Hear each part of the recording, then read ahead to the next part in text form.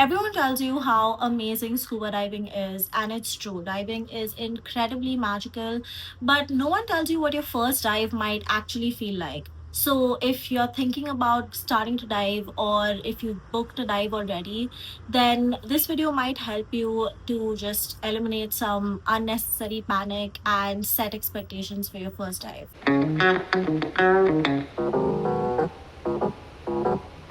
Hi, I'm Tanvi Gautam. I'm an underwater photographer and a PADI instructor. And I decided to start a YouTube channel this year. And this is my very first YouTube video. So, welcome, I guess. The reason I'm starting with a topic like this is because this is what I wish someone had told me before my very first dive. So, I hope it can help any newbies out there who's watching this.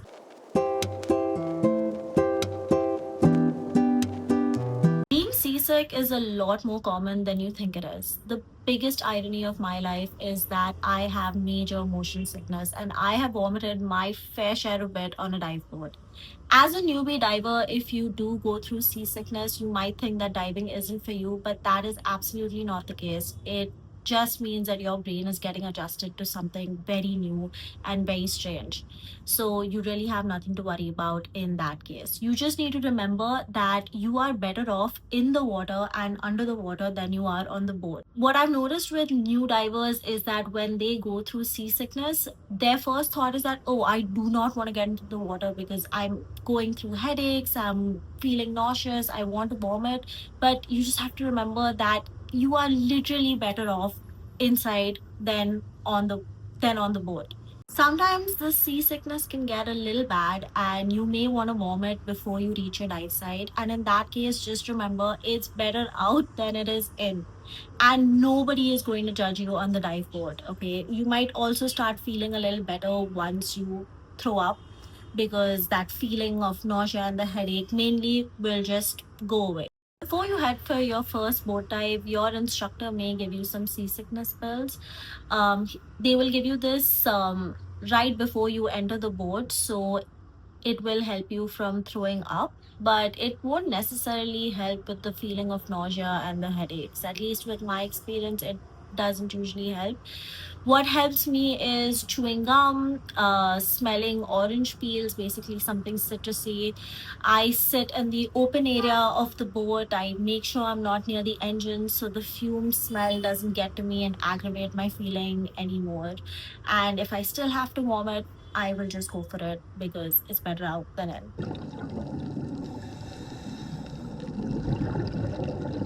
Breathing underwater can feel weird in the beginning. You have been breathing in and out of your nose since the day you were born. So now, suddenly, when you have to breathe from a regulator and you're breathing in and out just by your mouth, it can feel a little weird. Some divers, some newbie divers do experience claustrophobia when they have to put the regulator in their mouth and breathe from it for the very first time, which can cause a little panic. In that case, you just need to remember you have a very reliable source of air on your back, which you're breathing from. It's very clean air, it's a lot of air, and you will be fine. What you can do if you do feel a little panicky is the 3-6 second rule, where you just breathe in, take a nice deep breath for 3 seconds, and exhale for 6 seconds. This usually does calm you down. You might want to do it 3 to 4 times till you've calmed down, and yeah, that's it. There's nothing to panic about. You're good.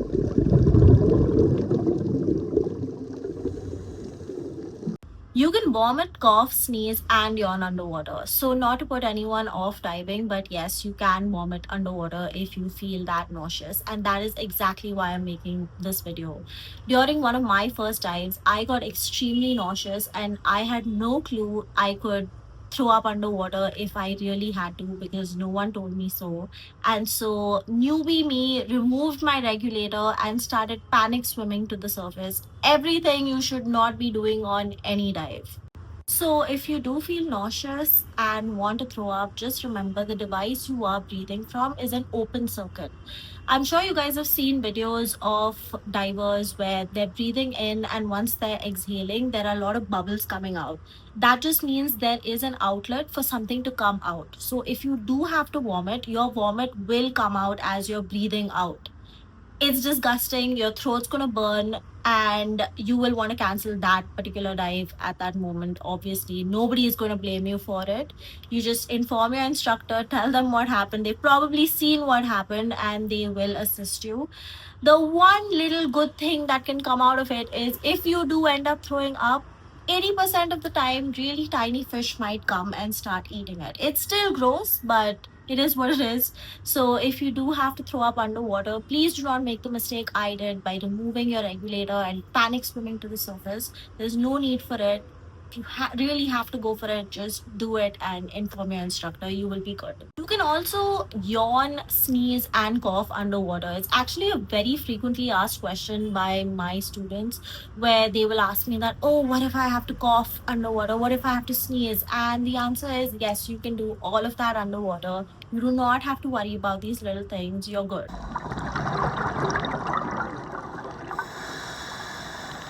Your buoyancy will feel a little impossible in the beginning. Buoyancy, in very layman terms, is your ability to float or sink or hover underwater. And as a newbie diver, you are going to look at your instructor and think that why do I not look like them while I'm diving? And that's probably because you're either sinking too fast or floating up too fast. And this just takes a lot of practice. So, the more dives you have, the better you get at buoyancy. You do not have to beat yourself up about it, thinking that, oh, I'm not a good diver because, I'm not able to just dive properly. It just comes with practice. And the more dives you do, the better you get at it.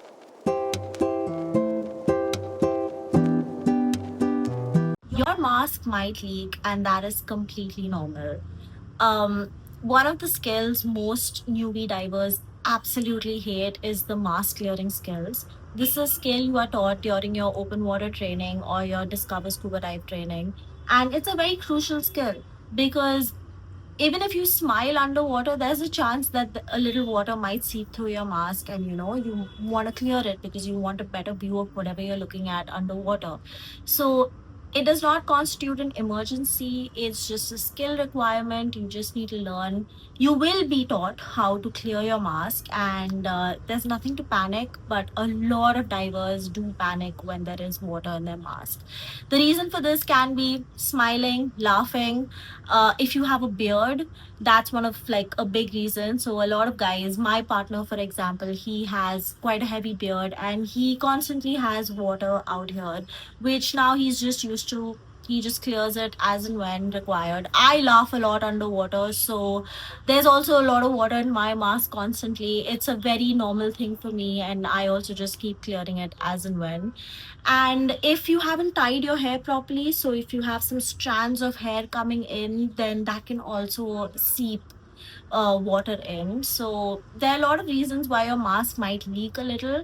It's again not an emergency, so you just will be taught properly how to clear your mask. Your instructor will probably make you do it at least 3 to 4 times, so you're comfortable in confined waters before you go into open waters, where in case it does happen, you're good.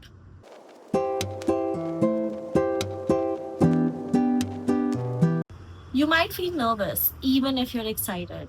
You could be the best swimmer in the world, you could have been a water baby all your life, but your first dive might test your nerves.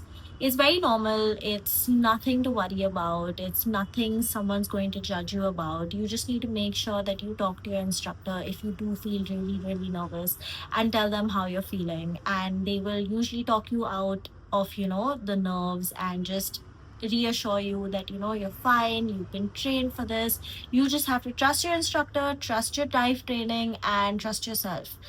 The moment you will feel the nervousness the strongest is right before you enter the water. So either if you're entering it by a giant stride or a back roll, that is exactly when you feel it. And in that moment is when you just have to just go for it. Because if you don't, you're just going to keep overthinking and overthinking about it, which you really do not have to. And once you're in the water, there's no going back. Diving is literally the best feeling in the world. And The nervousness actually is part of it, so it's normal. And being nervous doesn't mean it's unsafe, it just means that your brain is learning something very new and it's taking some time to just adjust to it. So give yourself that time, give yourself patience, and yeah, just trust yourself. These are the pointers I wish someone had told me right before my first dive back in 2016 when I was an 18-year-old. And I just want to give advice that if your first dive is not perfect, it's okay. It's really not a big deal, because the more and more you dive, every dive is suddenly going to be the best dive ever. At least that's how it is for me. Diving isn't about being perfect or, having no fear. It's just about slowing down, trusting your training, trusting yourself, having a little patience. And once you figure it out, there's literally no turning back. Anyway, I hope this video helps all the newbies who are going to start diving this year.